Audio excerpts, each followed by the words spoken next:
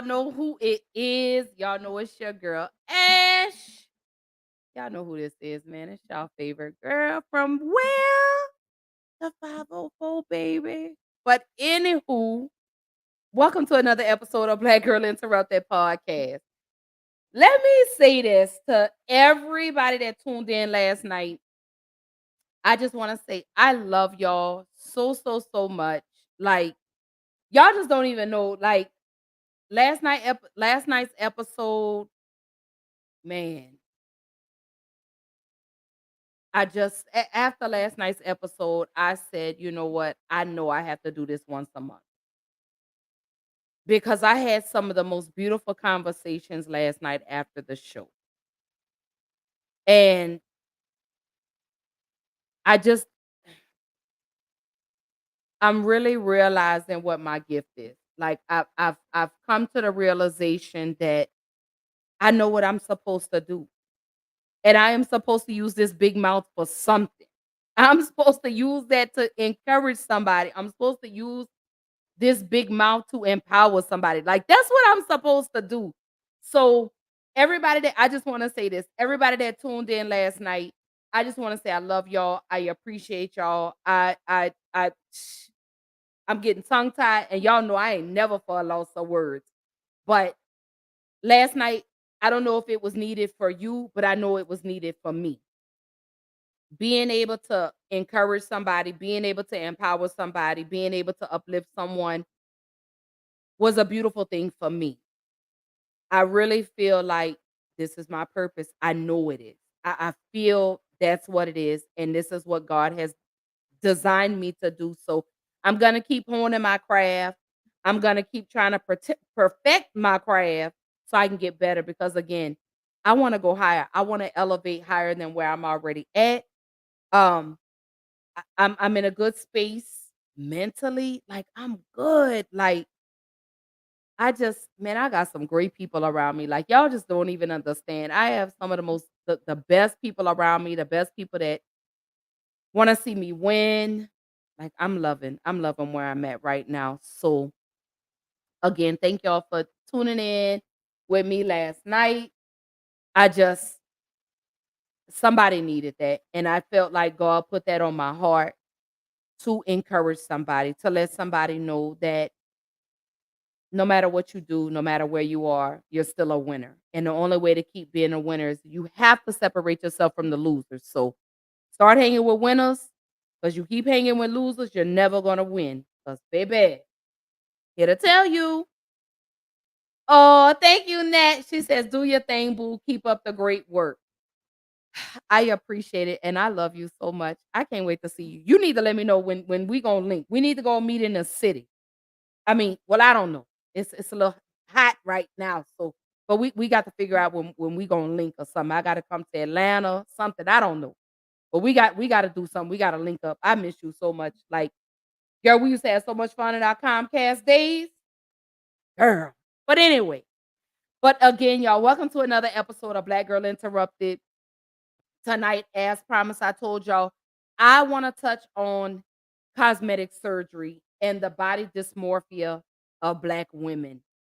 Why do we hate our bodies so much? Why don't we like who we are? Why are we willing to risk our lives to be beautiful when God has already made us beautiful? I get it. You may not like your stomach. You may want bigger boobs. I get it. But at what cost?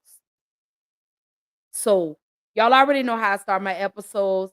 She said, yeah, they're dying out there from the heat. I'll pass. Girl, I already know because it was 102 degrees yesterday, a day before yesterday here in Houston. Yeah, and they say it's supposed to get a little hotter than that, but I don't know. But anywho, y'all already know how I start my episodes. Y'all already know I always do my mental health check-ins. Because I need to make sure y'all are good.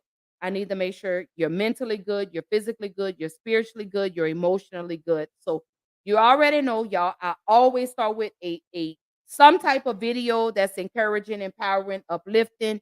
So y'all let me know how y'all are doing. Happy Thursday. Let me say that. Happy Thursday to everybody that is tuning in. We are one day away from the weekend. I don't know how your week has been, but again, keep going. We got one more day.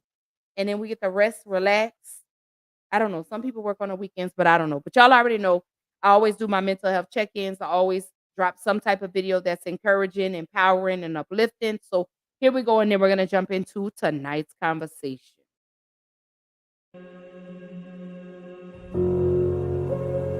There's two sides of pain. There's one side of pain that's the suffering and the discomfort side of pain. But then there's another side of pain that's called effort. It's called glory. And if you never tap into it, it's because the first time you felt that you backed off. The first time you felt, that burn. The first time you felt that it's too much. And we rationalize with ourselves to where we automatically stop. That's why a bunch of us give up so much in life so quickly. But suppose I told you the greatest pain of my life is the reason I'm standing here today.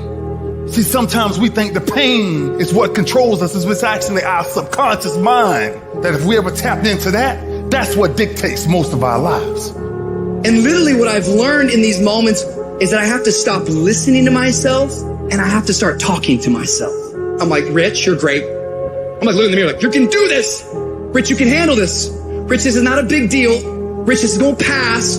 You're amazing. Rich, this too shall pass. You got to find ways to increase your sense of self-appreciation, because if you don't, you're bombarded with negative stuff every day that beats you down, and you will find yourself unconsciously engaged in self-destructive behavior. If you don't program yourself, life will program you. You got to get grounded. You've got to train your mind to serve you. Just make up your mind. This is not going to control you. You have got to make a declaration that this is what you stand for. You're standing up for your dreams. You're standing up for peace of mind. You're standing up for health. You want it, and you're going to go all out to have it. It's not going to be easy. When you want to change, it's not easy. If it were in fact easy, everybody would do it. But if you're serious, you'll go all out and say, in spite of this, I'm in control here. I'm going to turn this situation around. I'm not going to sit back and moan and cry over what happened and what went wrong and who did what. I'm going to do something about this situation. When God gives you a dream, the dream will always be tested. The pressure in your life right now has a purpose. It's not crushing you. It's pushing what's on the inside of you out. It shows you who you are. It's a dog fight. It hadn't been easy. It's a dog fight. The road hadn't been success. Like, it's just a paved road, and like each he go this way, it's been rough. It's been crooked. It's been hard. But I've made up in my mind that I will get a reward for the pain that I go through. I will not stop in the middle of the process. I will not be defeated. I will not be destroyed. I will take everything that happens in my life and I will allow the pain to push me to greatness. You will not break me. You will not stop me. You will not defeat me. The only way I lose is if I quit. It's going to be a dog fight. I choose to fight back. Life is rough. You can allow it to destroy you, or you can allow it to build you up. Draw the line, ladies and gentlemen, and just say enough is enough. Get out of that narrow-mindedness. Get out of that defeated mentality. Get away from that circle. Get away from those people that don't wish you any good. Get away from those people that don't want you to succeed. Get out of the tent. Get out! There's nothing as powerful as the human spirit. You can't destroy it. You can pervert it, but you can't destroy it. If you lose the job, keep the faith. If you lose the spouse, keep the faith. If you have to downsize, keep the faith. If you have to move in with your mama, keep the faith. If you're at your wit's end, keep the faith. If you have to catch the bus, keep the faith. If you have to thumb, keep the faith. If you get sick, keep the faith. If you lose your kidneys, keep the faith. If you got heart trouble, keep the faith. You might not get a new heart, but you gotta keep your faith. If you can't fly, run. If you can't run, walk. If you can't walk, crawl. But by all means, keep moving.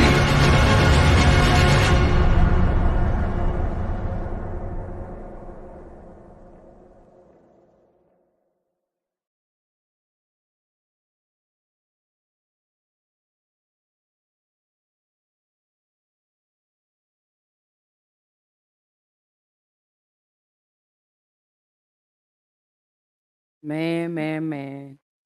And we really just literally talked about this last night. Like, you gotta keep moving no matter how many times you fall down, you gotta get back up, you gotta keep going. But you also have to remember to keep the faith and you have to keep God in the midst of everything. We're all winners. We're all winners. No matter how many times, no matter if you make it, if you don't make it, get up and just try again. You're still a winner at the end of the day. So don't let anything or anyone discourage you from what it is that you're trying to accomplish in life. And Imma leave it at that. But y'all already know. But again, y'all, welcome to another episode of Black Girl Interrupted. Again, y'all already know I do my mental health check-ins. Drop in the comments. Let me know how you're feeling today. How are you feeling mentally? How are you feeling emotionally? How are you feeling spiritually? But best of yet, how are you feeling physically? Let me say this. Y'all, my legs hurt really bad. Like they're aching, but I'm not gonna let that discourage me from doing what I need to do tonight.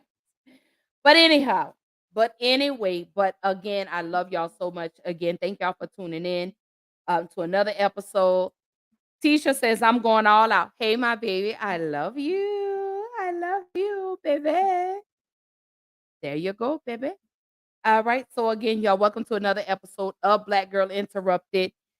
Tonight's conversation is much needed. Again, all these episodes that I'm doing are my thoughts, ideas, things that I've seen, things that I feel we need to talk about. And one of the biggest things that we need to talk about, and I've addressed this before, and that's body image, but I really want to kind of dig deep and I want to talk about plastic surgery. Is it really worth the risks? You see these women, and I'm not just talking about celebrities, but you see these women out here that are running to Mexico, they're running to these low budget doctors and are dying, or they're even doing it on the black market and dying, or they're suffering major consequences of these procedures. I just I have one question and I just want y'all to drop in the comments and let me know.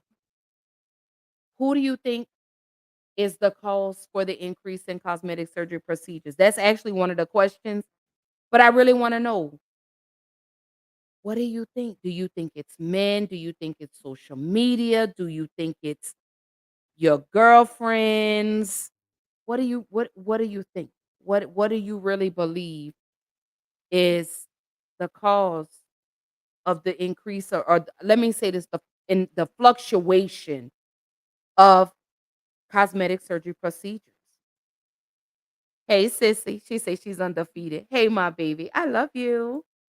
But anyway, tonight's conversation, my sister says social media. So tonight's conversation, we're talking about plastic surgery and is it really worth the risk? Again, you guys know a few weeks ago that DC Young Fly's wife um passed away, or fiance, well, the mother of his children passed away after undergoing a mommy makeover. And for those that don't know what a mommy makeover is, a mommy makeover consists of um, you're getting work done to your breast, you're getting tummy tuck, lipo, BBL, you're getting multiple procedures done in one, and I really hate to say one sitting, but in one visit. So unfortunately, they have not released the details, but speaking to some women that have had mommy makeovers, that's a little too much to get done at one time. You're under anesthesia for an extensive period of time. And some women, their bodies are just not able to withstand that.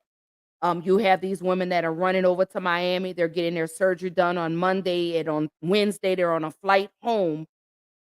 And you run the risk of developing blood clots. You run the risk of, uh, my mind just literally went blank. The word was just getting ready to come out of my mouth, but you run the risk of so many things happening by not allowing your body to just really rest after having these procedures. Um, Some women are not healthy enough. You have these doctors that say, "Oh, your BMI could be over 34," and these women go and they have all these complications. I've seen multiple women that have passed away going to Mexico, going to the Dominican Republic, people that are going over to is it Korea or China that are getting this work done. It's a lot. And we're putting our lives on the line for a temporary fix. Because a lot of people don't realize that although you have these procedures done, whether it's a tummy tuck, whether it's a BBL, whether it's lipo, you still have to exercise. You still have to eat right. I mean, you have to do all of that to maintain that. And if you don't do what's needed, what's the point? Then you got these people that are running to these clinics that are running these specials. Oh, get a BBL for $4,000. What? Huh? And then you guys are not getting the proper checkups. If you are going to a reputable plastic surgeon, they're telling you, you need to be cleared by your primary care physician, which means you're getting a CBC done. They're doing an echo. They're doing a stress test to make sure that your body can withstand being under the anesthesia for an extensive period of time, to ensure that you're healthy, to ensure that there's no nicotine in your system, there's no alcohol in your system, that you're drug free. There are a lot of things that you got to go through before you have these procedures done. I don't care if it's minor. You need to be healthy. And even though I've seen some of the healthiest women that have still suffered complications, there are some healthy women that have still died from going and having these procedures. So I say this to you ladies. I understand. You have children, your breasts hang.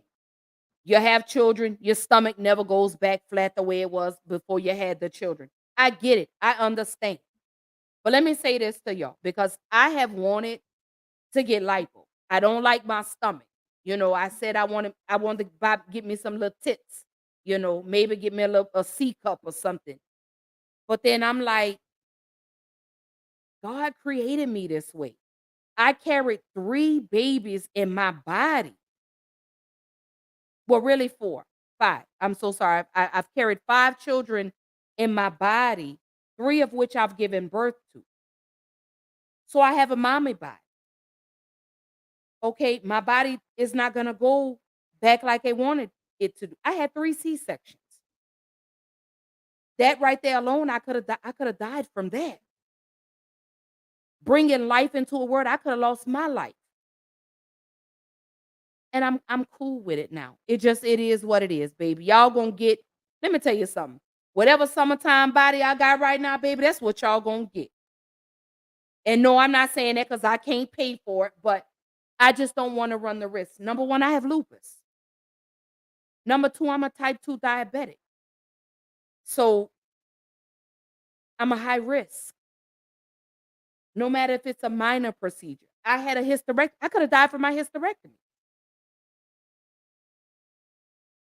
But ladies, especially us Black women, because I know they drag us Black women, they ridicule us Black women, but realize, Black woman, we are the blueprint, baby, okay? I need y'all to come on. I need some snaps on that one because we're the blueprint. Do you realize people are paying to look like us? And here we are trying to pay to look like them? Hell no. Hell no. Love them big full hips. Love them big full lips. Love that big booty. Love your big breast. Baby, love it. Because let me tell you something. These men these days don't even want these Barbie doll build the bear built women. A lot of these men don't want that no more. A lot of these women want you with that fupa. A lot of these women want you 300 pounds, 250 pounds. A lot of these men don't want these little bitty women. So, girl, let me tell you something. You better get out there and you better embrace that. You better love who you are and stop trying to run and hop on a table because you're running the risk of losing your life. And we need you, Black woman. We need you. I need you. I'm your sister. I need you. So I'm going to tell y'all that. But I get it. I don't knock anybody that has had any cosmetic work done. I don't knock nobody for that. I don't. But just know there are a lot of risks that come along with having these cosmetic procedures. And y'all already know I come with videos and stuff. And it was one video that I watched, and y'all, it was so sad. But Tisha says it's peer pressure. She said a free mommy makeover. Nat said, I never liked my breasts, but I will never go under the knife. Nope, not gonna happen. I lost some weight, so I have the hanging skin, and I still won't go under the knife. But you got a husband, and your husband say he gonna do one or two things. He either gonna be your mechanic or he gonna be your sniper. One or the other. Either way, your cakes are gonna get ate, and that's all that matters. Okay? Okay? Because I've talked to some men, and a lot of these men have said that's a facade. These women that go and they get all this work done, this plastic surgery done, for what? And you still ain't got no man. You still lonely. You're still miserable. You're still bitter. You look good for the moment, but what happens when that stuff starts to droop? I'm sorry. What happens when that stuff starts to droop? I look at, and this is no shade to Cardi B or anyone else that's had work done, but have you looked at their bodies? The most surgery they have, they all look alike. They booties look like they got diapers on. They look like they wearing, like they have boo-boo diapers on. Ass hanging to the ground. Your legs don't even match this ass you got. You built up like a giraffe. I mean, come on now. That's not even remotely cute. That's not even sexy. But hey, who am I? Again, I'm just here to talk. I'm just here to address it. I'm just here to bring the conversation to y'all. And we just gonna keep it rolling. Again, that ain't no shade to nobody that's had any work done, but some of y'all just oh Lord Jesus. I'm telling you, Tisha say not to mention the scar is hideous. Yeah, that tummy tuck scar, that hip to hip, and then it looks like it's zigzagged, and then your belly button is all the way up to your damn chin. It doesn't even look natural. I mean, I look at, and don't get me wrong, again, this ain't no shade. I look at Super, who has had all these cosmetic procedures done and has had so many complications after getting it done. And it's like you get one procedure. If that's not right, then you got to go back in. You got to correct that. Look at K. Michelle. K. Michelle was getting the black market butt injection and almost died because the whatever they were injecting in her butt was started to travel through her bloodstream. And she said she had to have 10 surgeries to remove that stuff out of her body.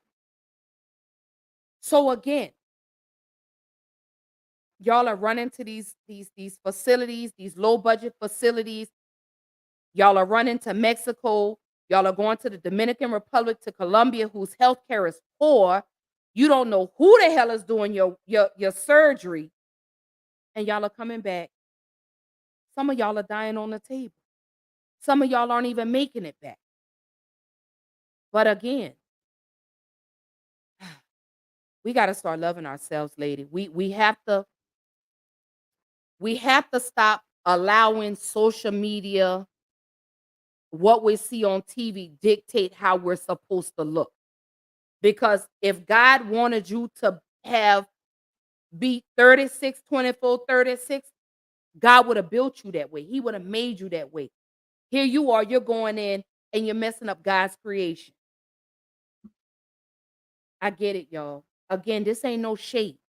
I'm not here to throw shade at nobody. I'm not throwing shots at nobody, but I really want us to start loving ourselves. I really want us as Black women to really start loving ourselves. I promise, because I feel like we're beautiful and we just don't love ourselves enough because we're so busy focused on what the next person has to say about how we look, or they're telling us how we're supposed to look. No, You look the way God made you.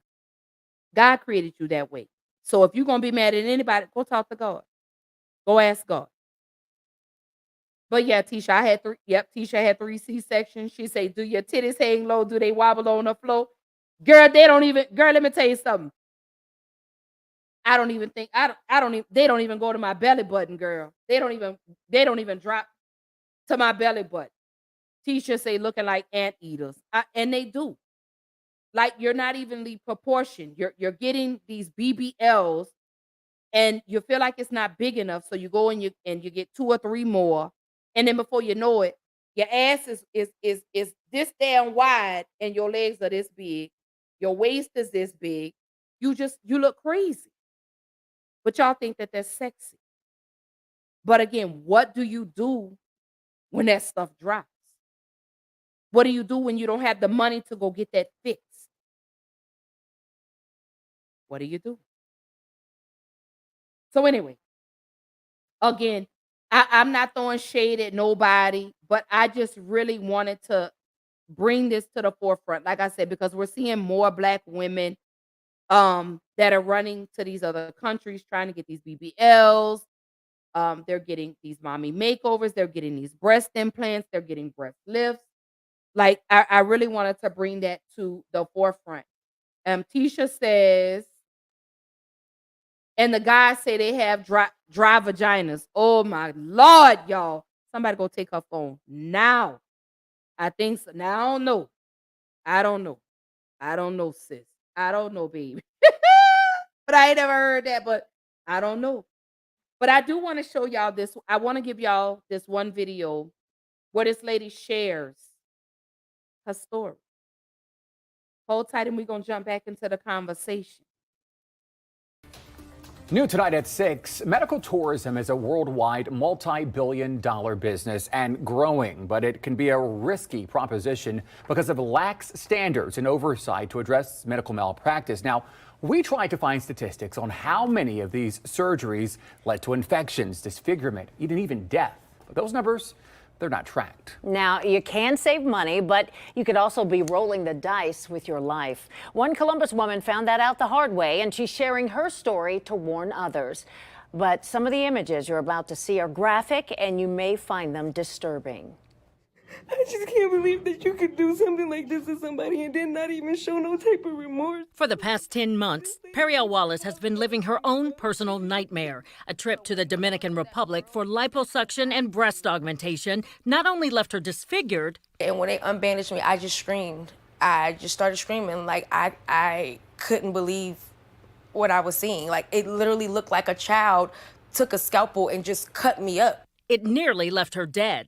I felt extra weak, like I just did not feel right. Something just felt wrong. By the time she arrived home to Columbus, Periel was in agonizing pain. She shared her medical records with us. They show she was admitted with what doctors described as a raging infection. She says doctors told her it was most likely caused by unsterile medical equipment. I was so angry at myself that I allowed this to happen. That's how I felt. I felt like it was my own fault because if I would have did more research, this wouldn't have happened. Periel knew women who had procedures done by the same doctor in the Dominican Republic and had great results. She expected the same outcome. In my opinion, she's a monster.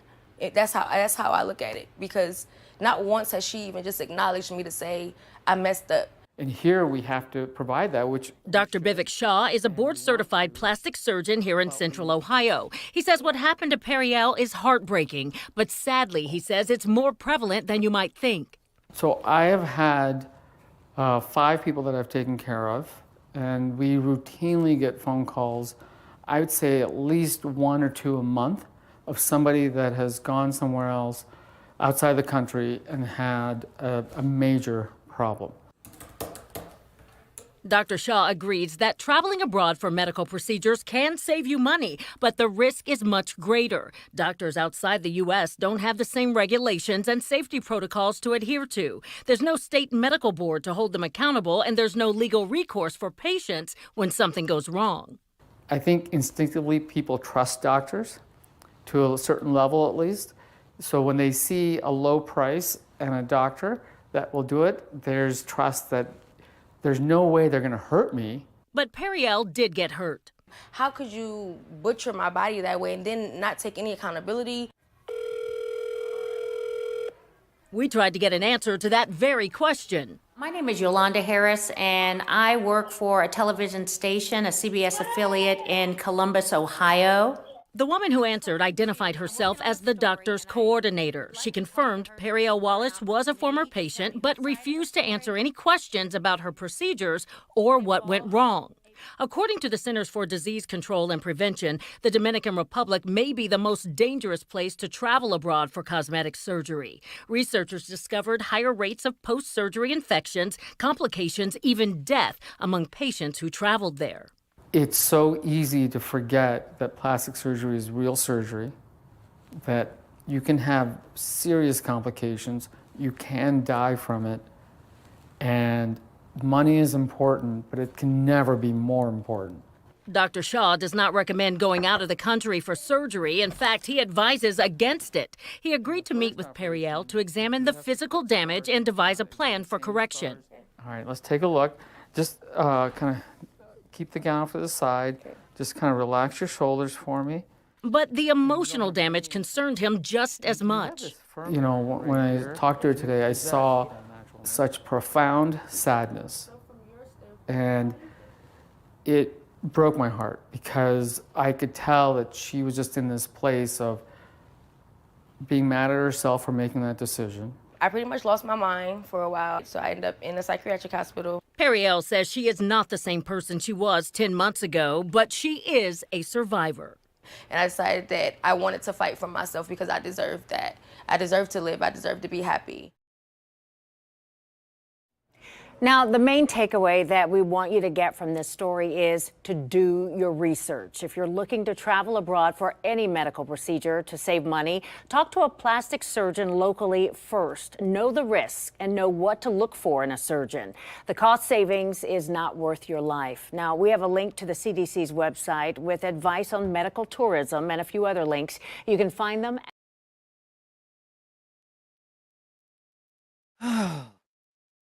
And we see this all the time. We see this all the time. These women that go to the Dominican Republic, go to Mexico, go to Colombia, and this is what happens. One of the things that we have to realize is that what worked for one person may not work for you. We have to realize everyone's results are not going to be the same. You can go have this procedure done, but your body is not going to look like that woman's body. My body's not going to look like yours. Your body's not going to look like mine. First off, our BMIs are, we could have the same BMIs, but our bodies are still built different. But this woman went to the Dominican Republic. Again, they call it medical tourism, which means you're going to these different countries for these medical procedures, whether it's plastic surgery, whether it's weight loss surgery, cancer treatment, whatever. But that's what medical tourism is. And we're seeing more and more Black women. And not only are they going by themselves, but they're traveling in groups. They're traveling in groups to these different countries to have these procedures done. And you heard it for yourself. You don't know who's working on you. Some of these doctors that these ladies have gone to and have had work done, some of these doctors aren't even licensed doctors. You don't know who you got working on your body. You can have Joe from down the street who knows how to fix on bikes. Now all of a sudden he's doing BBLs. Number two, the equipment that they're being used is not properly sterilized. So not only do you run the risk of getting an infection, but you also run the risk of contracting AIDS or HIV. Because over there in Colombia and Dominican Republic and Mexico, they don't need your medical records. You just make your appointment. Hey, I want to do this. Get your lab work. As long as 30 days prior to your surgery, you don't have no alcohol or nicotine or drugs in your system. They're not checking for that. Number three, they're not board certified. So you don't have, like they said in the video, who are you going to hold accountable for this? Who are you going to report them to? Because some of the stories that I read upon my research prior to doing this episode, some of these doctors that these women have gone to aren't even real doctors. Or they're not even surgeons. But yet, you run the risk of going over there to be beautiful. You run the risk of going over there to be beautiful. And you also run the risk of maybe not making it back. You get over here, you got some type of infection. Who are you going to blame? A lot of these women, they jump on the price. Oh my God, I can get a BBL for $3,600. Huh? I'm not even trusting that. I'm not even trusting that. Now they've got it to where you could set this up and it's like you damn near could pay for it with Afterpay. Oh, you have your schedule your surgery between this day and that day, get an extra $1,000 off. I'm not no baby. I'm not. Let me tell you something. One thing I'm not doing is I'm not playing Russian roulette with my life.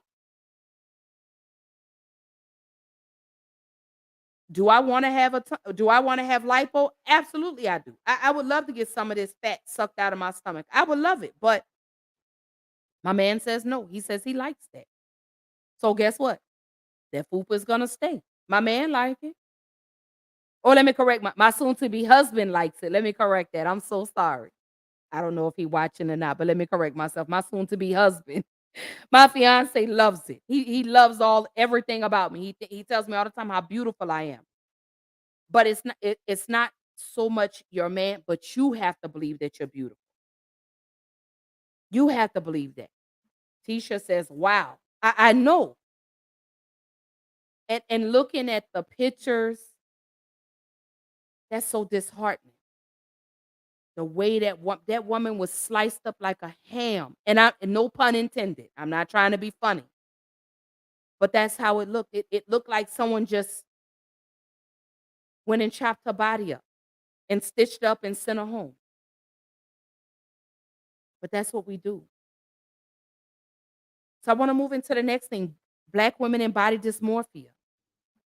For those that don't know, body dysmorphia is when you're fixated on one or more parts of your body that you're just obsessed with, and I need to get this done. I need to get this fixed. That could be your lips. I'm starting to see more Black women get lip fillers. I'm not going to even go there. I'm not going to even say what those lips look like. But it looks okay. I'm just going to move on. You see Black women that are getting rhinoplasty, which is nose surgery. They're either wanting their nose to be a little smaller. Of course, for cosmetic purposes, not for medically necessary purposes. I've seen women that are getting their ears done. Yes, I've seen it done. Women are fixated on their eyes. I want my eyes to be a little smaller. I want to have these little slant Asian looking eyes or something. Then the breasts, the stomach, the butt, the hands. People are getting all types of cosmetic procedures done, okay? But I really want to address that body dysmorphia because that is a real type of mental illness. And a lot of people don't know that. But that's an obsession, like you're fixated on a certain part of your body that you want to change. And we're seeing more and more of that in Black women, especially young girls. These young girls whose bodies are still they're done developing, but they're not done developing, that are already saying, "Oh, I want to get a BBL. I want to get breast implants." At 18 years old, baby, I think you need to be worried about graduating from high school and trying to go to somebody college or figuring out what you want to do in life, and a little less about a BBL and a tummy tuck or lipo. But this is where these things have started to result to. This body dysmorphia is at an all-time high, especially in Black girls and Black women, because we idolize, and maybe that's not the right word, but we idolize how we feel we're supposed to look. And I just feel like, and again, this is just my opinion. I think we need to love more of who we are and less of who we aren't, if that makes sense. I hope I said that correctly. But I really want us to start loving who we are and not who we aren't. Because a perfect body doesn't define who you are. Okay, you have a cute shape, but what about your personality? What about your attitude? Because you could fix your body, but can you work on fixing your attitude? Can you work on fixing your personality first? Because you can have a banging body and still be dumb as a box of rocks. You could have a banging body and be beautiful and still have an ugly attitude. And I mean, make it make sense to me. I've just never understood. Like I said, I won't say that I don't understand because, like I said, at one point I was like, "Ooh, I want to get bigger breasts," or "Oh, they could take some of the fat from my stomach and put it in my butt." Yeah, I've had those very same thoughts, but I've just come to the realization I'm just who I'm gonna be. Y'all just gonna take you either gonna take it or leave it. This body, that's all y'all gonna get. But back to what I was saying, but this body dysmorphia, that's a serious problem. Because again, we're seeing it more and more and more. How black women don't like this about their bodies. Oh, I had a baby and my stomach didn't snap back like so and so. Everyone's body is different. Just because she had 3 children and her stomach is flat, your bodies are different. With my first 2 children, yeah, I snapped back. I did. But this last one, this weight just wouldn't go anywhere. And then the fact that I couldn't back away from the table. So that was another thing. But there are a lot of times that I get in the mirror and I say, "Ooh, God, look at my stomach. Ooh, I just wanted to be flat." But then I'm like, it is what it is. I carried 5 children in my body. So I'm not gonna have the Coke bottle shape or the perfect body. I'm cool the way that I am. But we really need to sit down and we need to have conversations with these little black girls who are watching this, who are scrolling on Instagram and TikTok and, "Oh, I want a body." They're fixated on, "Oh, I want a body like Kim Kardashian. Oh, I want a body like this. I want a body like uh Buffy the Body. I want a body like Miracle Watts," or something like that. When really we need to be encouraging our children and boosting their self-esteem. These are little black girls, because it's sad to see how unhappy they are with their bodies. It's sad. It's very depressing to see these girls not loving themselves. These girls that are allowing social media to tell them how they're supposed to look, or TV, that this is the way a woman is supposed to look. She's supposed to have big voluptuous breasts. She's supposed to have a flat stomach. She's supposed to have a big round butt. No, not everyone is going to be shaped or built like that, and that's okay. You have to start loving you for who you are. So I really want us to really stress and sit down and speak with our children, our nieces, these little girls, and explain to them about body dysmorphia and show them how to show them how to love their bodies, encourage them, tell them that they're beautiful, and explain to them that God created us in all different shapes and sizes and heights, because unfortunately I'm short. But that's what we need to be talking to our children about. We need to be pushing and boosting self-esteem, and less focus on how the world says we're supposed to look. Because if that's the way we were supposed to look, God would have created us all to be shaped that way. And that's not true. God created you imperfectly perfect. God created you the way he wanted you to look. You're his design. So love who you are. If there are things that you don't like, if you don't like your weight, start eating healthy. Start, exercising. Cut back on some of the things that you like to eat. If you're used to going out and you're eating 5 slices of pizza, try eating just 4 slices of pizza. Something. But I really need us to get on that bandwagon and start encouraging these little girls and letting these little girls know how beautiful they are, because the world is telling them that they're ugly. The world is telling them that they're flawed. The world is telling them, oh, those big lips are ugly. The world is telling them, oh, your hair is ugly because you decided to go natural. Oh, you got a big stomach. Oh, I want a woman that looks like this. No. And let alone men. Stop allowing men to tell you how you supposed to look. Because some of these, let me say this, because I'm finna wake this up. Because some of the very same men that say, oh, I want a woman, she has to be shaped like this, are actually wide backed and built like Shrek. Those very same men. So let me go ahead and put that out there, because some of you men, y'all need to stop talking about the type of women you want and then get mad when we say we don't want big men, or we want a man that's built like Michael B. Jordan. Don't dish it if you can't take it, okay? If you don't want us saying things about you, stop saying things about us women. Stop telling your wives, your girlfriends, and your daughters that they have to look like this, because you're really messing with their mental.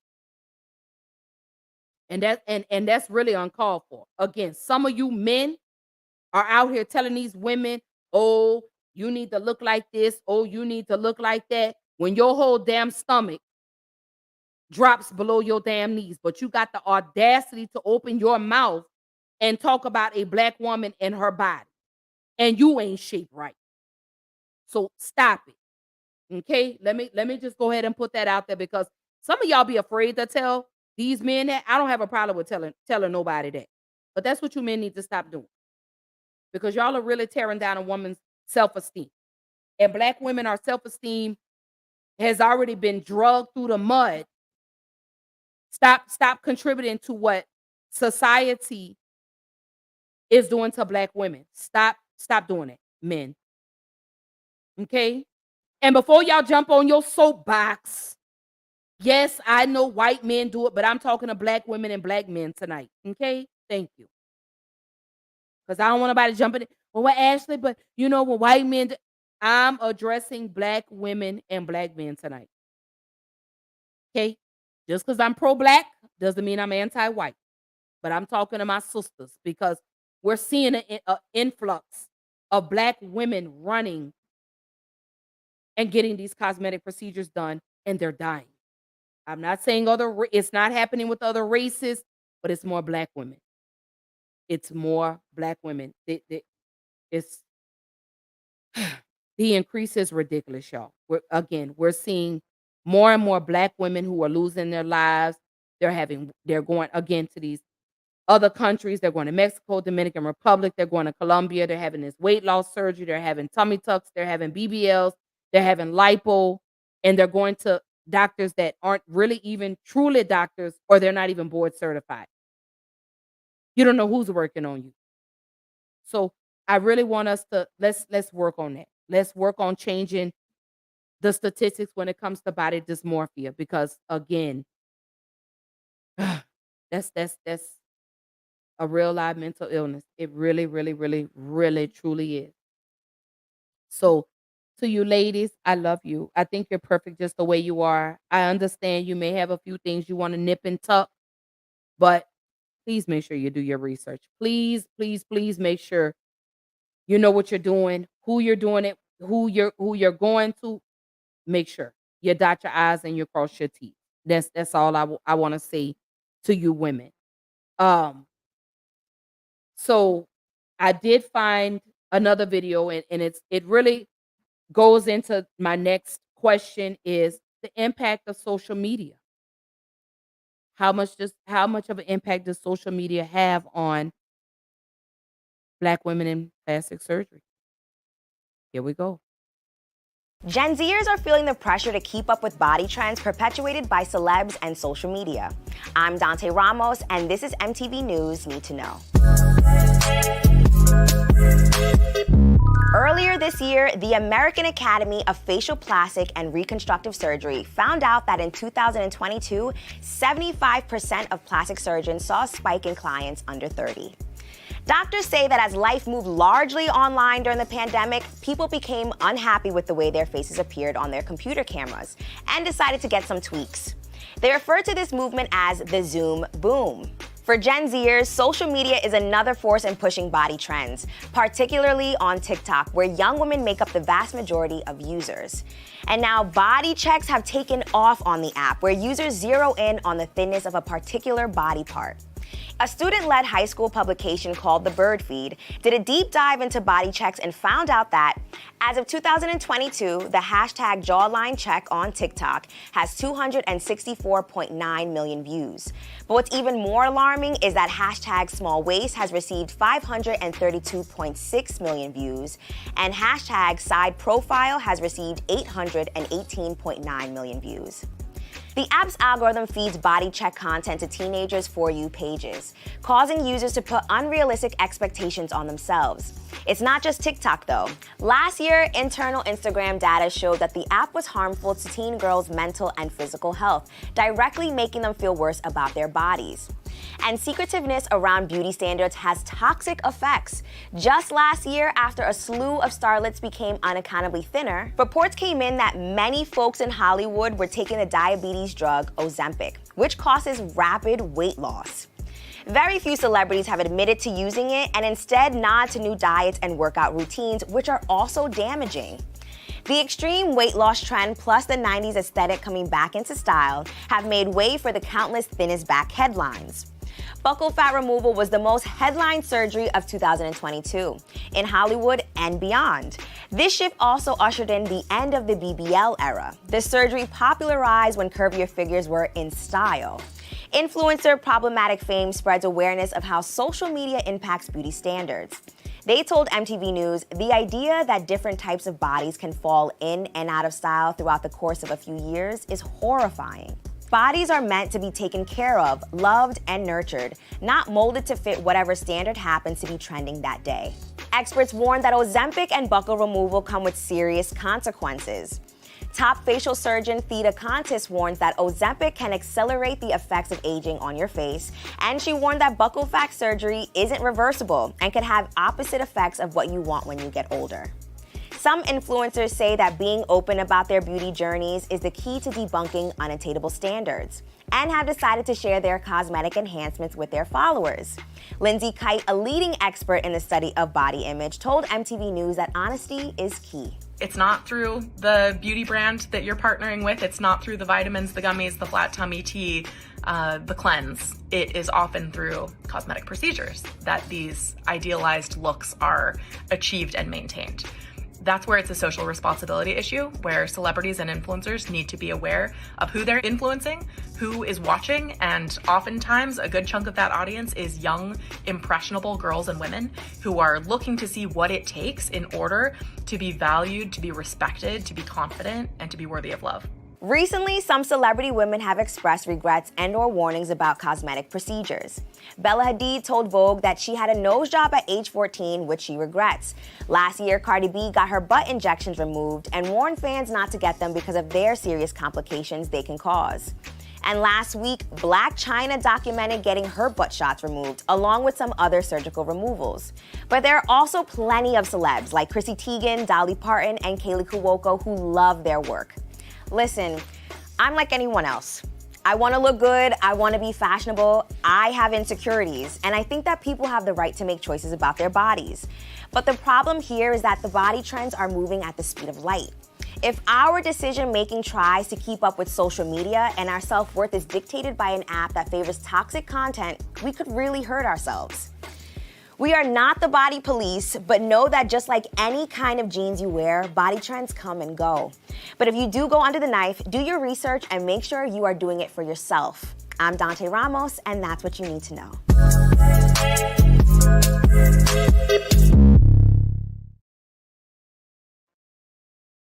And that's exactly what I was just saying was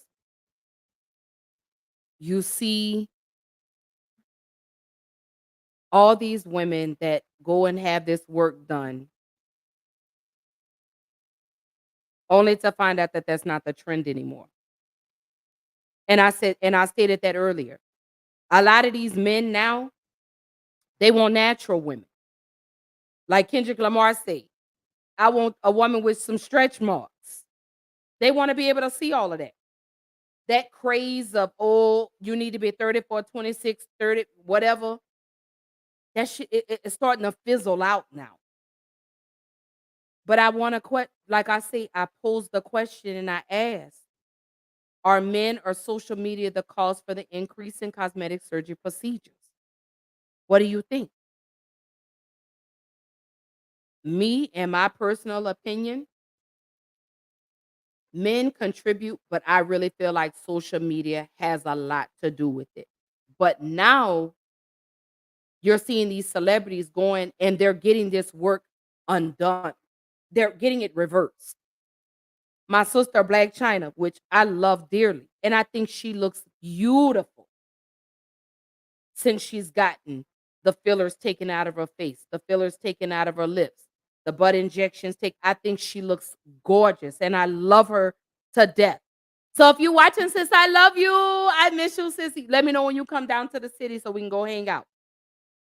But you look at K. Michelle, who had I think 10 or 11 surgeries to get the silicone removed from her body. You're seeing all these women who at the time were going and they were running and jumping and they were getting all this work done because that was the thing to do. You know, if you were a stripper, you know, if you didn't have the money to go get the work done, they were going on the black market doing this stuff.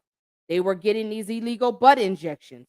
I just read a case, this was maybe happened 5 or 6 years ago, where a woman, they went to somebody's office and got these black market butt injections, didn't know what was being put in her body. I believe it was Fix-a-Flat. I believe that's what they were doing. I believe they had a some type of party, and this girl had Fix-a-Flat injected in her body, and the girl ended up having I believe she had a seizure or a heart attack there and died at the facility, at this place that they went to. Y'all are going into a back office.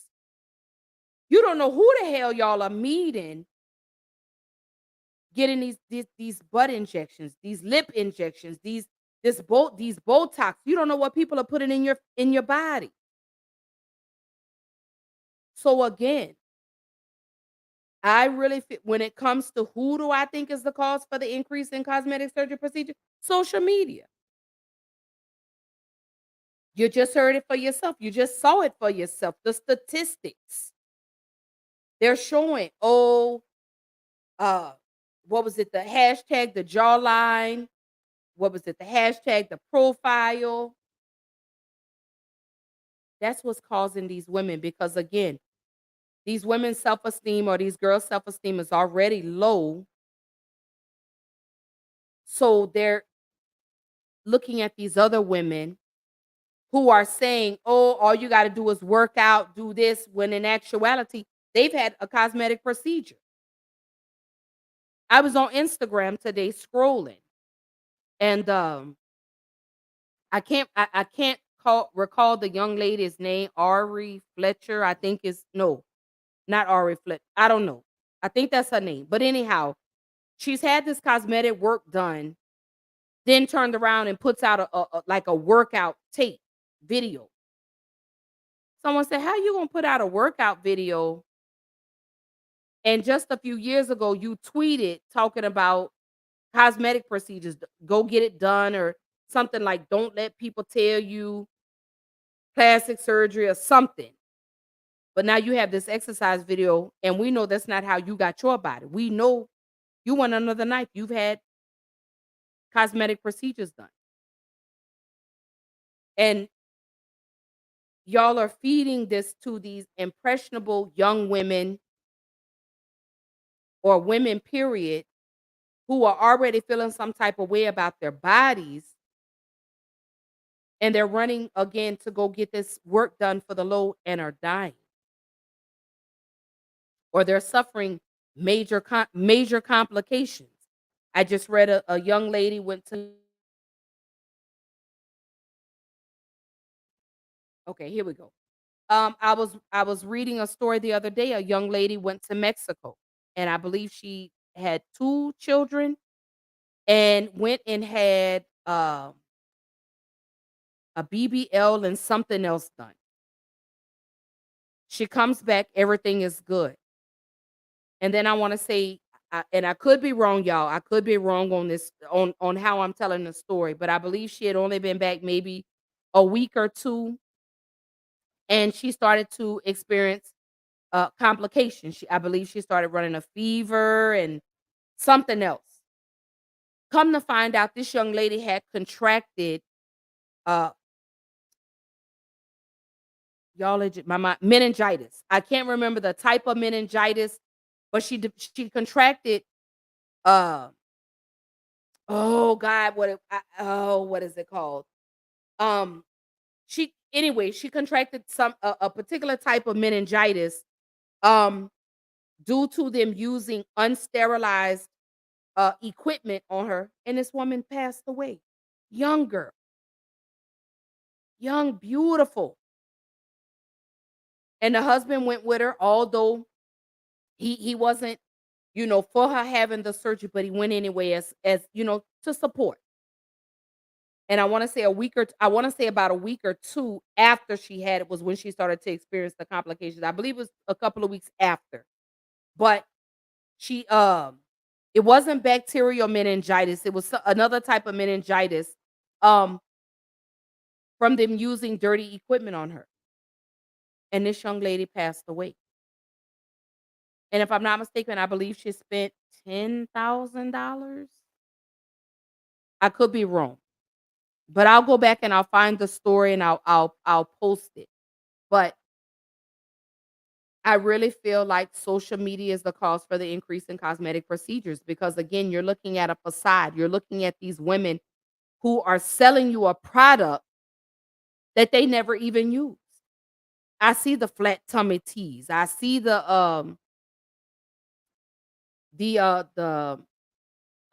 not I can't even think. I know it's the like all these detox teas. Oh, you drink this twice a week.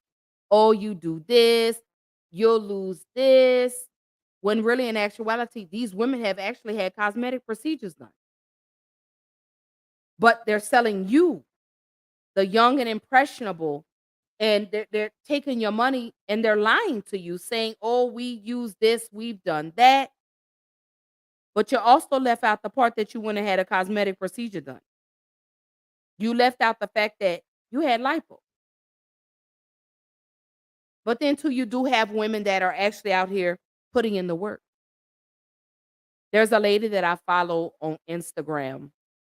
Her name is Rocky.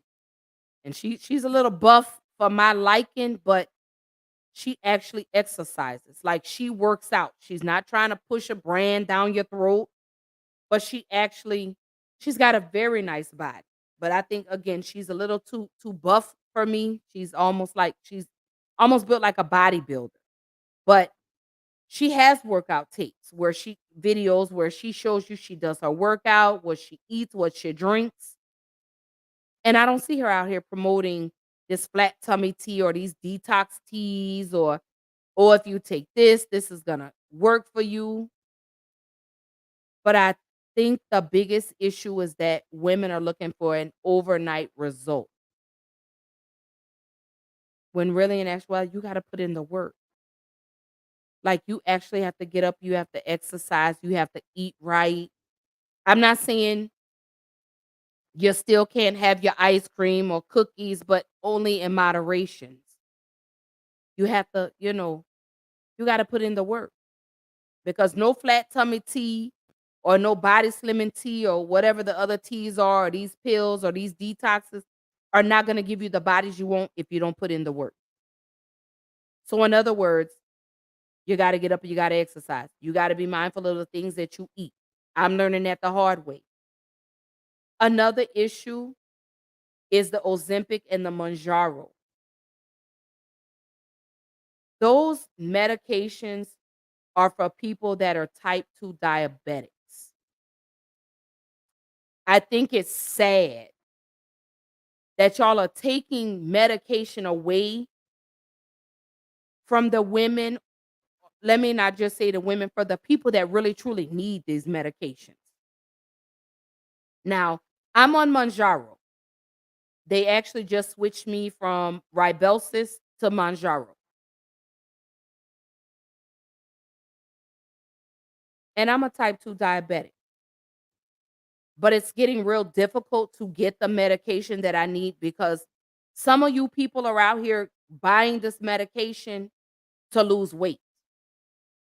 When there are people out here that have real life health issues that can't get access to it because y'all are buying it up from us. I actually need that to keep my diabetes in check. I actually need that to keep my A1C level down.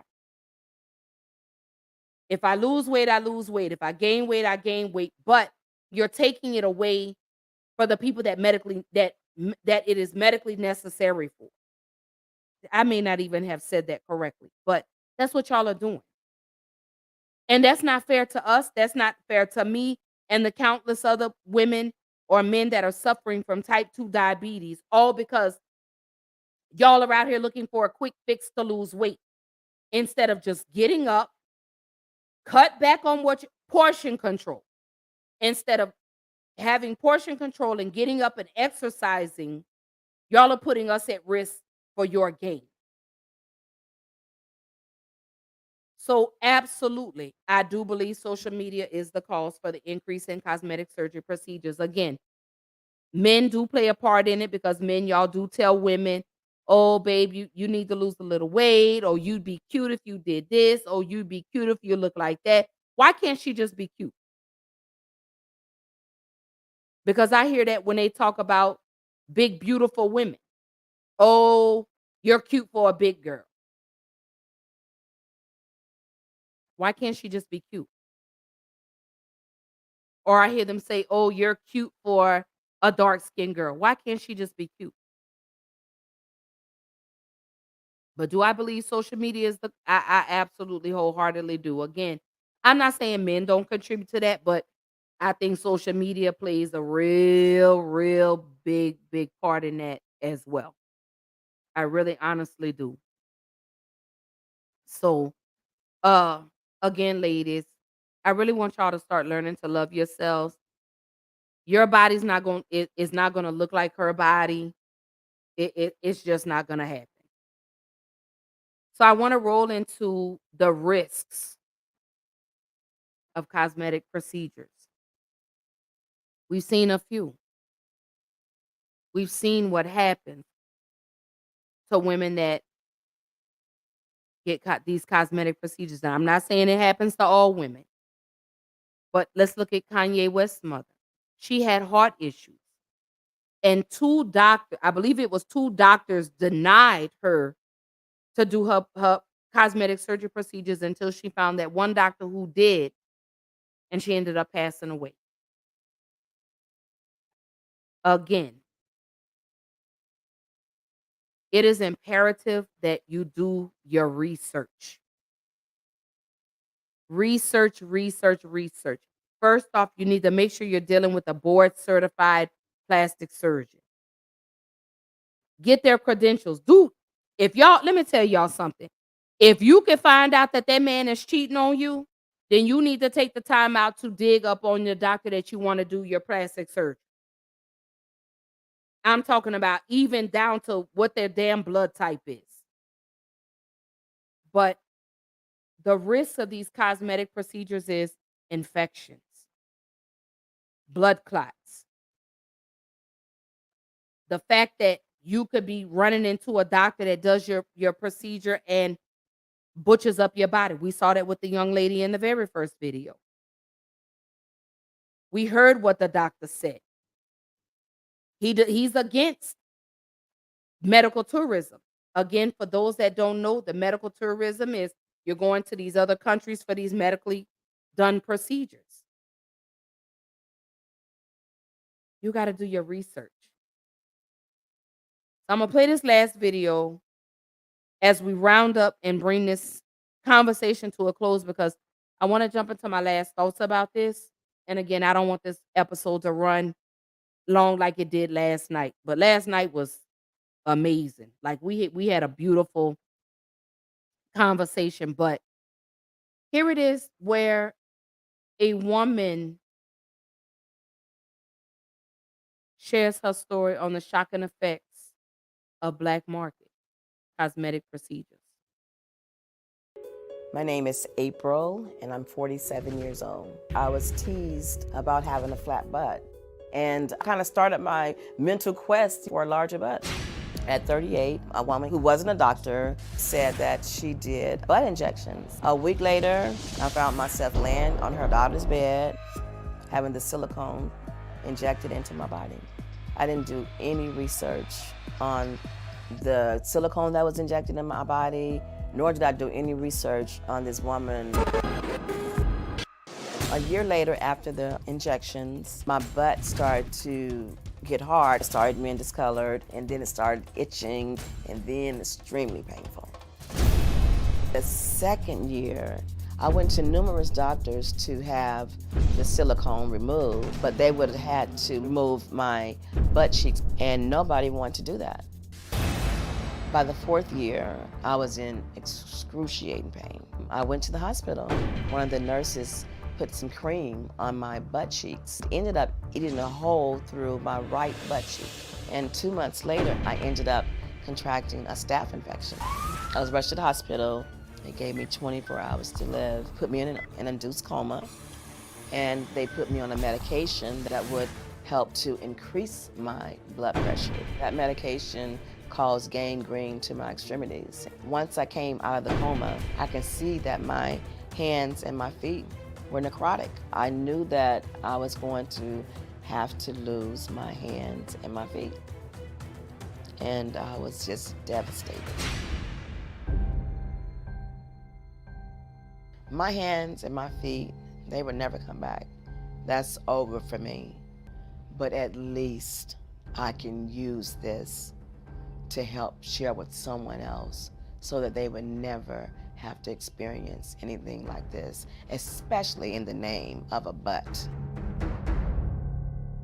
We're joined by April, who is so resilient, and board-certified plastic surgeon and butt implant specialist, Dr. Mendieta. And April, you wanted a bigger butt. I had already had this issue about the butt since I was like 7 years old. I had already, you know, my sister had a larger butt, and the boys kind of liked her because she had a larger butt. So I kind of vowed in my mind that when I get older, I'm going to get me some butt. Sure. Even though I didn't know if it was possible to do that, but I thought that. A young lady came into my salon and said she did butt injections. And she had this woman with her who had, I mean, her butt was done well. Sure. And I was like, oh my God, thank you, Jesus. I wanted that. God sent you to me. Yeah. It was like that. It wasn't even like, oh, I shouldn't do this. I felt like it was a blessing. Sure. Like, honestly, I really did. So you believed the hype, so to speak. I do want to clarify for everyone how one thing led to another. You had these injections performed, later developed a severe infection in that area, got into your bloodstream. With the severe bloodstream infection, led to sepsis, and that's where you have no blood pressure, your limbs get no blood supply. That's why you've lost your arms and your legs. And my butt cheeks. And your butt cheeks. I want you to leave that out. So there's a right way to do this and a wrong way to do this, absolutely. right, gentlemen? You know what? The biggest issue that we have is that there's no control of what's being injected. You're being told one thing and something completely different is happening. And not only that, but let's say that they are using a silicone. There is no medical grade silicone, first of all, but there are degrees of silicone impurity. So people will buy this at Home Depot. They can buy it at any hardware store. You can go online and purchase these things. They'll send you the syringes, non-sterile, to inject. And the problem that's happening is we don't know the purity of it. There is no governing body that's going to tell you these are the standards for what you need to inject. So hopefully no one here watching will ever get this done. But for those of you out there who maybe have, show us what you might find Let me see and if I what can, you can do. Let's see. First of all, when you open this up, you never know what you're going to find. So you could find something that's as hard as concrete. I don't know if you can take a look at this. I can't even bring it out. But it starts to look like caulking material, almost like cement. Yeah. Many times when I take this out, I could throw it on the ground and it'll break the tile. Wow. Other times, it can look like this. It's a little bit of a softer substance. It's a lot more gooey. And this is what you call the silicone. But the silicone comes in different grades. Look at that. I mean, it's almost like popping a pimple, but this, you could never get it all out, ever. It's distributed everywhere in the buttock. It's not one location. So if, let's say you had a gluteal implant, and that's the other way of doing this, I can go in there and remove the implant if there's any problems, and problem solved. Here you can't, because you have it all over the body. Right. And it migrates. Yes.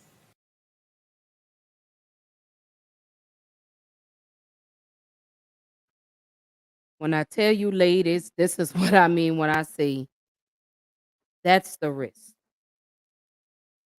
You see this woman here, and she said since she was 7 years old, she wanted a big butt. At 7. And this is what I mean when I say this body dysmorphia. We're so fixated on fixing a certain part or certain parts of your body that you'll settle for going to anybody to do it just because that's what you want fixed. Again, even going to Mexico, Dominican Republic, Asia, China, wherever it is that you're going, you're running the risk of these infections. Again, you don't know who's doing the actual procedure on you. You don't know the doctor. Again, we're talking about the risks of cosmetic procedures now. This woman was getting silicone injections in her butt. She don't even know what the hell was being put in her body. She developed a staph infection. Then she developed sepsis. And this woman ended up having her limbs amputated and lost her butt cheeks. But this is what we do. This is what we do. I just, for the life of me, I just don't understand. Why can't we just love who God created us to be? Like the last video, we always want to jump on a trend. Big booties are not even in no more. These men ain't even looking at women with big butts no more. Because half of y'all are built like ants anyway. Y'all are built like giraffes. You get these big butts and your legs are this big. But then let's look at the women that had these cosmetic procedures done who are now undoing the work that's been done. Cardi B got her butt injections or implants removed, injections removed. K. Michelle almost died for the very same thing that this woman was doing. These black market injections. I've seen people that have these Botox parties. You don't know what these people have in these syringes. And you just, la, la, la, la, and then one day you wake up and your face looks like this. You can't even move because they've injected your face with Fix-A-Flat. They've injected your butt with Fix-A-Flat. Ladies, black women, these are the risks. You see that the risks of cosmetic procedures. You saw the young lady that went to the Dominican Republic to get her breasts done and came back looking like sliced ham. I just told you the story of the young lady who went and got I think she went, I want to say she got like a BBL, a lipo and BBL. She ended up developing, I can't remember the type of meningitis, but she was a mother and died. I want to say a month after having this done and died. I've seen women that have gone to Mexico to get weight loss surgery and have died on the table or have died coming back. I was watching another video where this lady and two of her friends, I believe they went to Mexico because she was from California,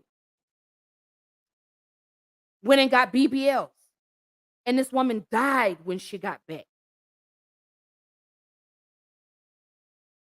They're doing these procedures in these unclean, unsterilized facilities, but because they tell you, oh, we'll do it over here for $2,500, you're running your ass over there across the border, and you're not even making it back. Or if you're making it back, it's by a thread. These are the risks that we take when you don't research, when you don't find out the information about these doctors. All you ladies are focused on is the price. Oh my God, I could get lipo for $4,000. What? I could get a BBL for $3,000. What? Oh, I could get a mommy makeover for $7,500. What? And half of these doctors that y'all are going to are not even telling you you need to go see your primary care physician. This is what you need to do prior to these procedures. We need a CBC panel.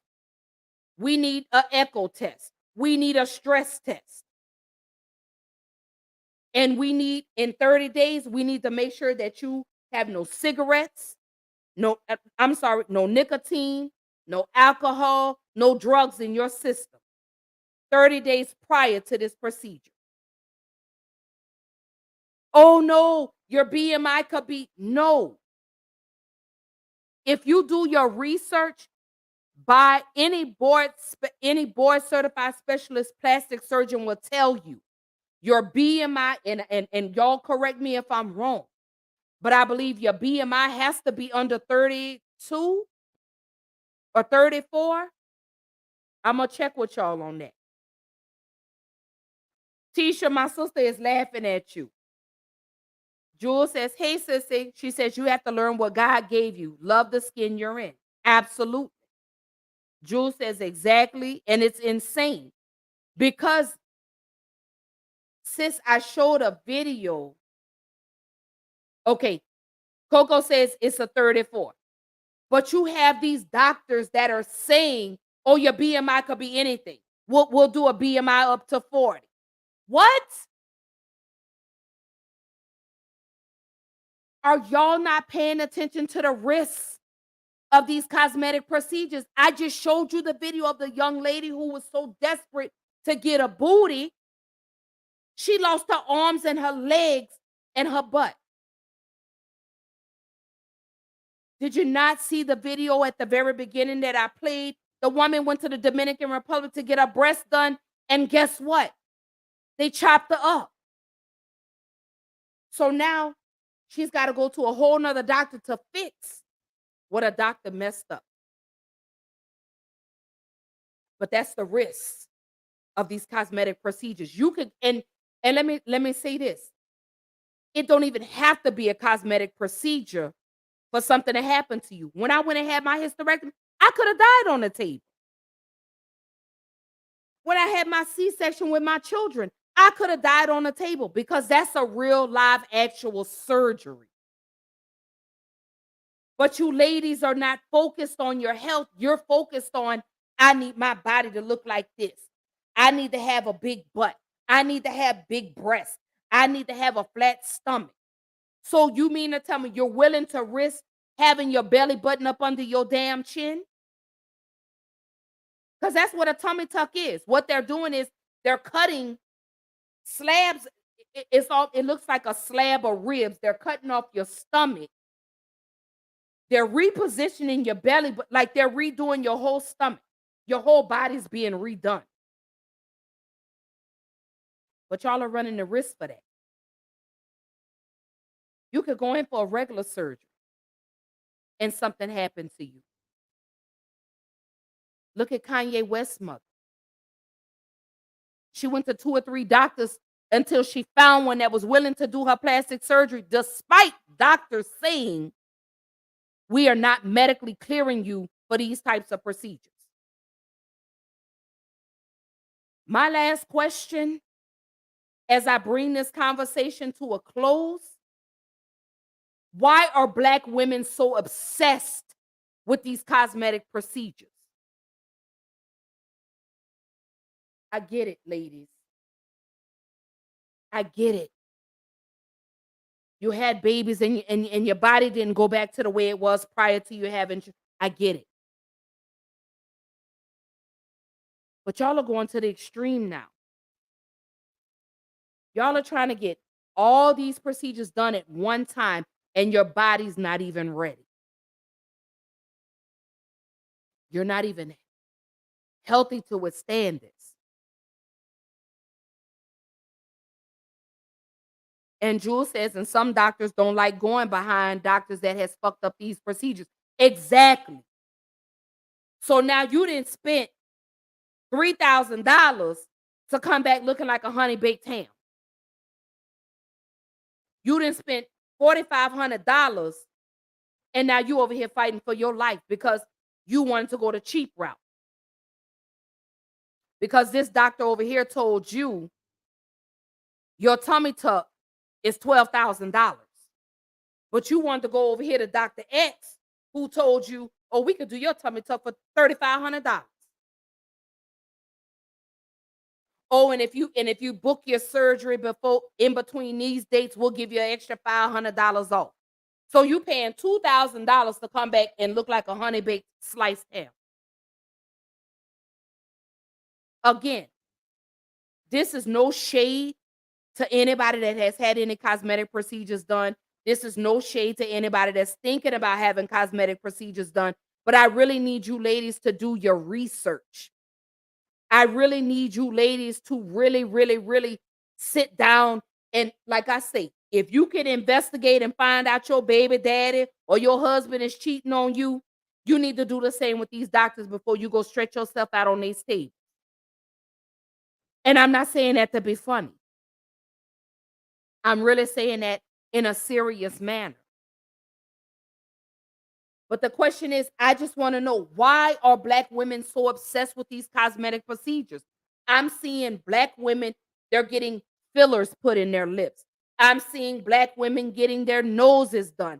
I'm seeing Black women getting their ears done. I'm seeing women even going as far as getting their vaginas redone. You got that many miles on your vagina that you got to go get it redone?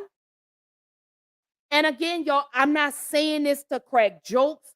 I'm being so honest with y'all.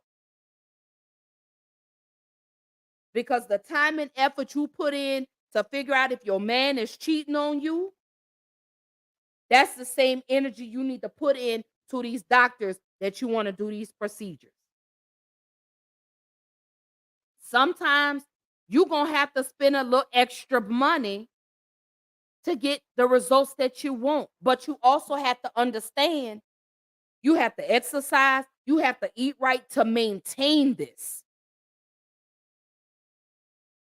Stop letting these social media influencers dictate and tell you, oh, no, I've never had any work done, or I've been drinking these flat tummy teas.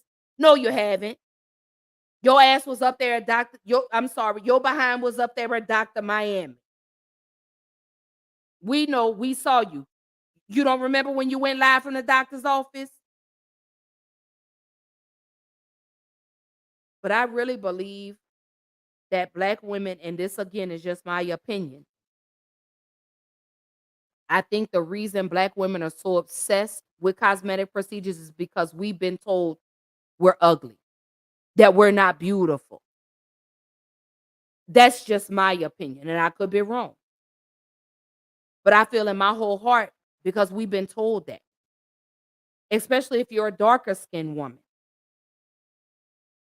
Oh, you're ugly. Oh, nobody's going to want you. We want someone light skinned. Well, let me say this. Light skin don't always mean pretty, and dark skin don't always mean ugly. Okay? Remember that. But I think that's why you know, and then the way these black men obsess over these Build-A-Bear built females. We see the way these men go and they get these women that have had thousands of dollars of work done to the point they look like a Muppet baby. You don't even look real anymore. You look fake. And they must all be going to the same plastic surgeon because they all look alike. I think that's the obsession. That's just me. Social media is the devil's playground. Do you hear me? That's the devil's playground. Jules say, what the fuck? Yes, sis. These women are going and getting vaginal rejuvenation. These women are getting their vaginas reconstructed. I've seen women black women, getting skin done. They're bleaching their skin. I've seen it. Jules say this is sad. Jules say running around here looking like a wisdom tooth. They're running around here looking like ants. They're running around here looking like giraffes. They running around here looking like hippopotamuses. You got this big old butt and these little bitty tiny. You're not even evenly proportioned. You're walking around here, your butt looks like you got on a saggy, pissy diaper. And y'all think that this is sexy. But again, what are you gonna do when that stuff starts to sag? And you don't have the money to go get it fixed, or you can't find a doctor that will correct what's been messed up. What do? I really want us as black women, and I'm going to say this again. I really want us to start loving us and embracing who we are. Because you black women, I guess this is my final thought. I guess I'm running into my final thoughts because I feel like this. We are the blueprint, black women. Do you realize how many people are spending money to look like us? And we're spending money to look like them? Black women, you are beautiful. Black women, we rock. Do you hear me? Black women, we are so damn amazing. I don't understand why y'all don't see that. Again, I'm not against anybody. Again, I'm not against anybody who has had cosmetic work done or who is thinking about getting cosmetic procedure. I'm not against that. But like they said in the video, please make sure you're doing this for you and not to appease somebody else. Because let's say you go get this work done and that man still leaves you. Then what? So you went and spent this money to get your body made over, and now you by yourself. You in that big old ass you done bought. You in that big droopy ass. Now you sitting up here sad. Sliding down the wall in the shower crying like in an R&B night, like in a 90s R&B video. You ladies have to learn to love who you are. Not what society feels you should look like. I'm going to say this again. God created us all imperfectly perfect. Do you understand? Do I wish I had a flat stomach? Absolutely. But guess what? My man like it. Do I wish I had bigger boobs? Absolutely. But you know what? My man like it. Do I wish I was a little taller? Absolutely. But guess what? My man loves it. Even when I say I don't think it's beautiful, my man tells me that I am. My children have told me that I'm beautiful.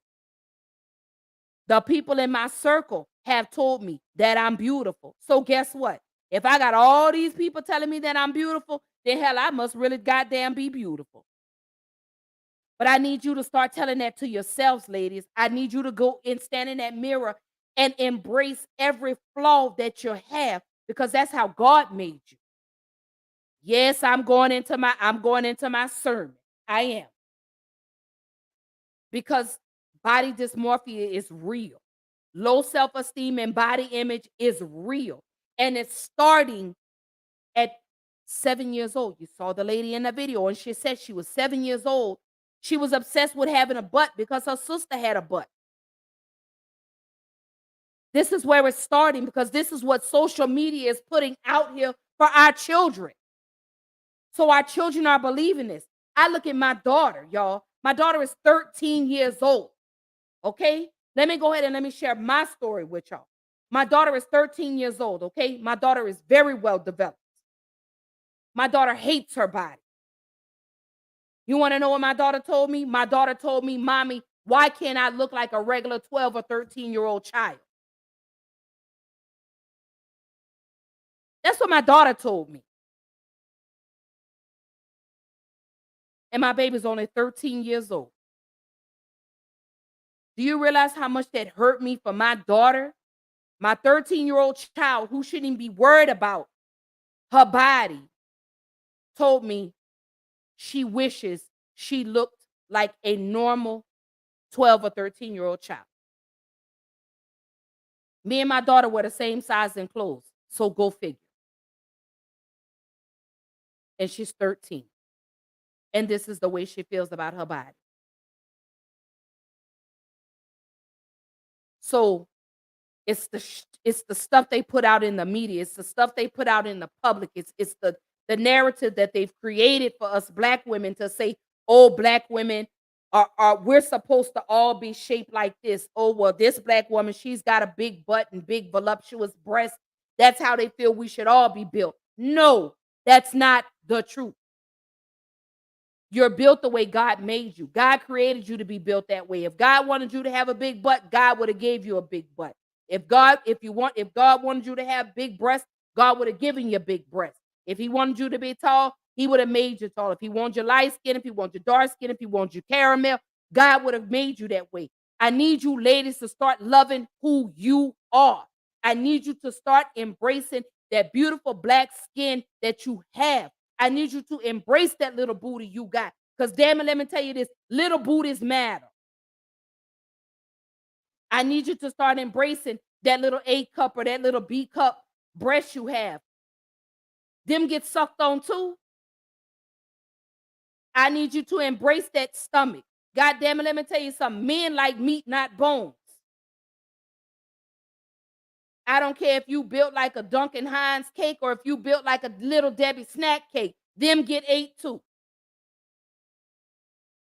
And I'm not saying that to crack jokes. I'm saying that with my whole chest. I'm saying that because I love you, ladies. I really want you ladies to adjust your crown, and I need you to embrace who you are. You are beautiful, honey. It don't matter the size, shape, height. I don't care. You're beautiful, and y'all need to see this. Stop letting what the media says, stop letting that dictate who you are as a person. Because I've seen some skinny, ugly women. I've seen big, beautiful women. I've seen big women with ugly attitudes. I've seen little women with great attitudes. Stop feeling because you're a big, beautiful woman, because I'm not calling you fat. I'm calling you a big, beautiful woman, a BBW. That's what I'm saying to you. You're a big, beautiful woman. Men like them. I'm like Monique say, you skinny women are evil. But really though, on the cool, like, I really need you ladies to start loving who you are. I need you ladies to start embracing your bodies. Go stand your naked self in that mirror and baby flaunt, because hell, I do it. I do it all the time. Jewel says all facts. She clapping. Hi, babe. I love you. I just finished talking about you. Anyway, stop disrupting me. Every time you come on here, you be distracting me. So fine stuff. It's fine. I love you. I hope you're having a good night at work. But anyway, but I do it all the time. My fiance looks at me and he's like, babe, you are just so beautiful. He's like, I love looking at your body. Shit, I do too now. Hell, I like looking at it now. But I do tell him, I say, sometimes I tell him I don't like my stomach. He be like, but I like it. And either way, it's going to let me not say it because I don't know who watching. My babies might be watching. But anyway, y'all, but back to what I was saying. But really though, my daughter told me that. At 13 years old, my daughter told me she didn't like her body. She said she doesn't like having, being top heavy and having a big butt. My daughter told me that, and she's only 13. So, like, hold up, y'all. I don't want this to cut off on y'all. Hold on, y'all. Wait. I thought I had it in. Okay, there we go. All right, but there he go, girl. She talking about tell my bro. I said, hey. He said, hey, sis. There you go, girl. But that hurt me. And I had to embrace my daughter. I had to pull her close to me and I had to tell her that she's still beautiful. And I understand. Because at 12, 13 years old, we weren't built like that. Some of us weren't. But I get it. My daughter was thrown into being a young woman at 10 years old. My middle daughter was thrown into being a woman at 9 years old. But now my daughter is 20 and she loves her body. She just loves it. She thinks she's just as fine as she want to be. I be like, girl, you are though. You fine, girl. I got beautiful daughters, honey. Stop playing with me. But really though, on the cool ladies, like, I love you. And I think you're beautiful no matter what. I think regardless of your size, your height, you're all beautiful. Stop allowing social media and TV and people tell you who they feel you're supposed to look like. Any changes you make, ladies, do it for you. Don't do it for no man. Don't do it because that's what the world says you're supposed to do. It for you. If you're uncomfortable, you fix that for you. Don't worry about nobody else. To hell with what somebody else has to say about you. And you tell them I said that. You tell them I said that. But I tell y'all, when it comes to, like I say, when it comes to cosmetic surgery, y'all, like I say, I want a little lipo. I want them to suck a little bit out of here. Just give me a little jump start. I'll keep it up, God. I pray. But no, but tonight's conversation, y'all, like I said, when it comes to cosmetic procedures, y'all, do your research. Take your time. I get it. Yeah, you can run over there to Mexico, Dominican Republic, Colombia, get all that done. But know your risk. Look at Usher's ex-wife who went to, I believe that was Colombia, and was trying to have a tummy tuck, and she almost passed away. She almost died. I believe she went into cardiac arrest over there. So medical tourism is real, y'all. Be careful when it comes to that. Go ahead and pay that little extra money. It's okay. But again, make sure you're making these changes for you and not for anybody else. Because I think we're all beautiful. And don't forget, y'all, we are the blueprint. Because you got to think all them people that's paying thousands and thousands of dollars to look like us. And y'all are trying to fix what they have. Y'all tripping. But hey, to each his own. I don't judge. But anyway. But I want to talk about the upcoming episodes for Black Girl Interrupted podcast. So next Tuesday and Thursday, I'm going to be addressing health. uh black women and black men. Again, I'm going to be talking about health. Why don't we go to the doctor? Why are we not doing things to keep our health in check? But I'm going to talk to the women Tuesday, and then I'm going to talk to you black men on Thursday, because y'all black men, y'all not doing what y'all supposed to do. Y'all not going to the doctor. Y'all not getting these checkups. Y'all not going to the dentist. Y'all not doing. Some of you women too. Y'all aren't going to get these pap smears. You're not getting your mammograms. You're not getting your early cancer screening detecting. I'm sorry. You're not going to get your early cancer detection screenings. Some of you women aren't going to the dentist. Y'all aren't going to the dermatologist. Y'all are not going to, y'all just not doing. But I also understand why. And I want to address that next Tuesday and Thursday. So again, that'll be 2 parts. Tuesday night, I will talk to the women. Thursday night, I'm going to talk to the men. So you black women and you black men, I need y'all to pull up on your girl next Tuesday and next Thursday, because I need to know why y'all not going to the doctor. You better ask my soon-to-be husband. I get on his ass all the time. Have you made your doctor's appointment for your physical? Why you ain't made your appointment for the dentist?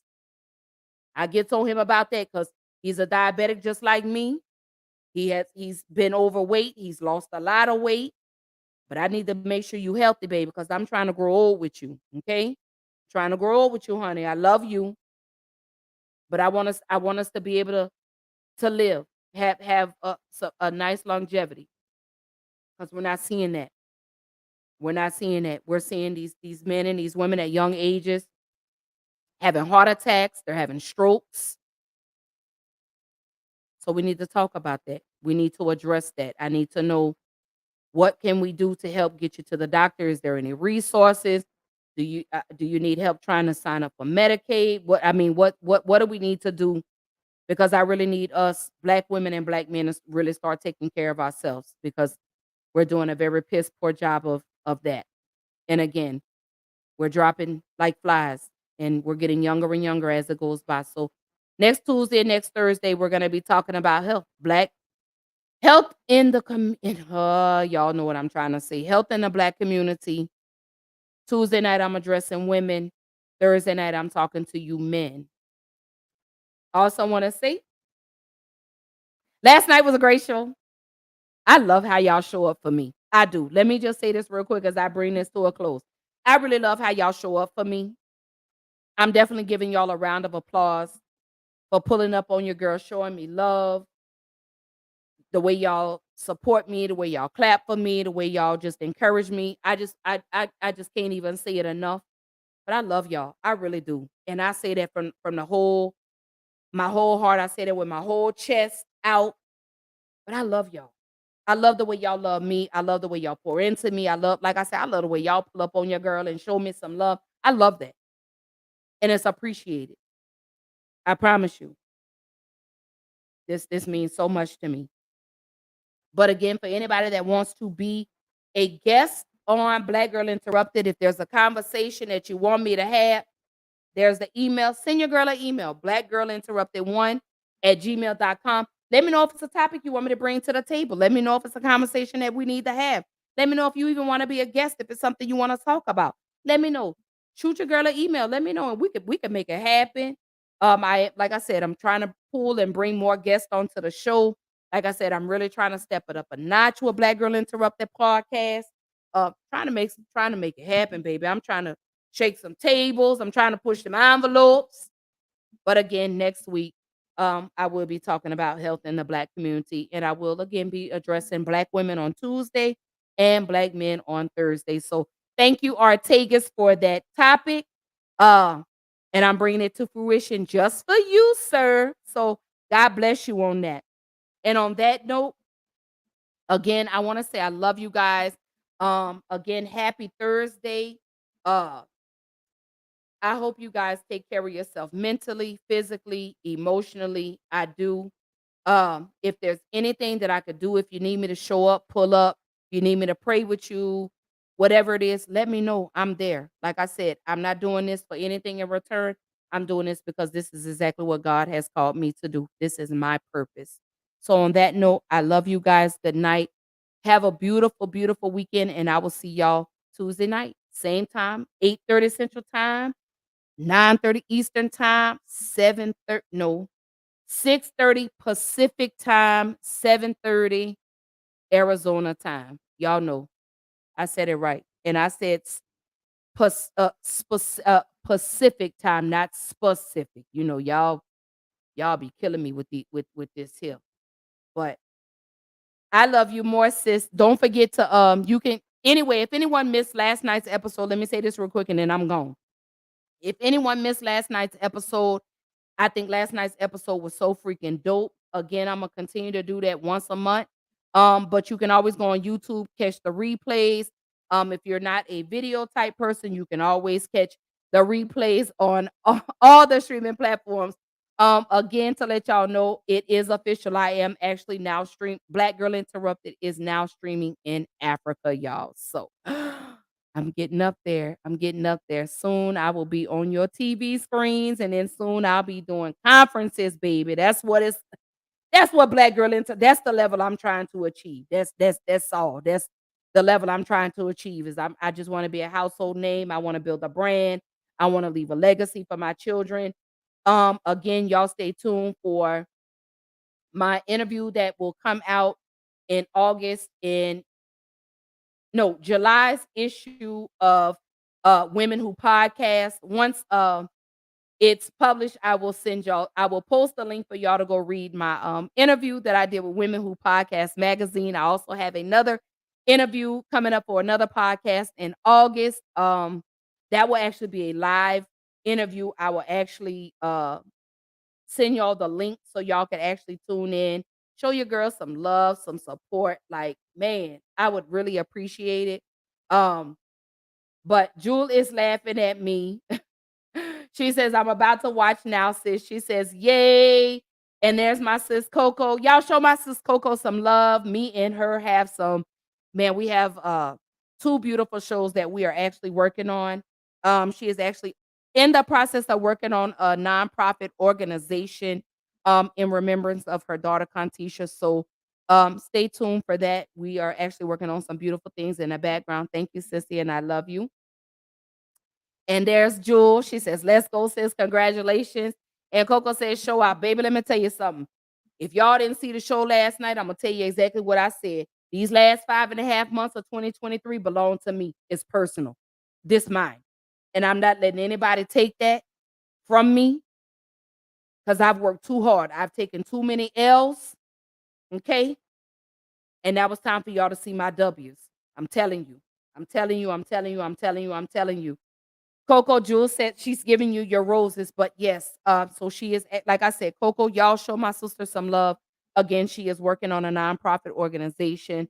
We're actually trying to put some things together, get some people on board to bring this into fruition in memory of my niece, Contisha. Let me go before I get emotional. But I love y'all. There she is, Jewel. She said, thank you. But I love y'all. Happy Thursday, happy Friday Eve. I hope everyone has a beautiful weekend. Whatever it is that you're working on, keep pushing, keep pushing, keep pushing.